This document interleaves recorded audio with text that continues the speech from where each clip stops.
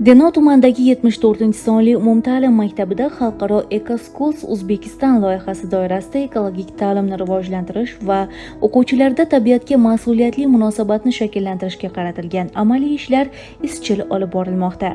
Maktab hududida tashkil etilgan issiqxonalarda bodring, turli ko'katlar, qulupnay, gullar hamda boshqa qishloq xo'jaligi mahsulotlari yetishtirilyapti.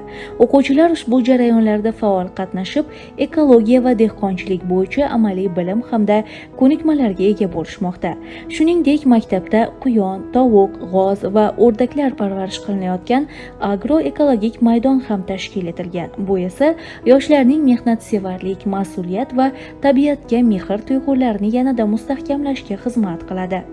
Bizni maktabimiz Eco-Schools Uzbekistan loyihasiga a'zo bo'lganligi uchun katta sinf o'quvchilarimiz, o'qituvchilar, ota-onalar yordamida barcha sharoitlar yaratilgan. O'sha issiqxonalarda birgalikda mehnat qilamiz, o'quvchilar bilan birgalikda o'sha mehnatlarini evaziga sotiladi mahsulotlarimiz.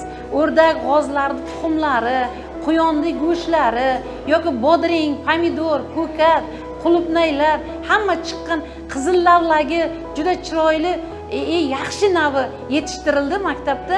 Shu bahor faslida bozorga ham olib ketishdi, kelib bir oyga 10 milliondan ko'p daromad qildik. Bu ham maktabning byudjetiga foyda bo'ldi, yana maktabga sharoit yaratish uchun bu imkoniyat bo'ldi.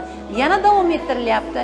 Ko'pgina mahsulotlarimiz yana pishib turibdi. Tabiatga bolalarda mehrini oshadi. Har bir tabiatdagi har bir giyoh, har bir o't, har bir daraxt, har bir gulga mehr qo'ygan farzand va o'shanga o'zini hissasini qo'shib, yordam qilib o'stirgan bolalardan hech qachon yomonlik chiqmaydi. Unday farzandlar albatta birinchi navbatda maktabini sevadi, maktabini, mahallasini va vatanini sevadi.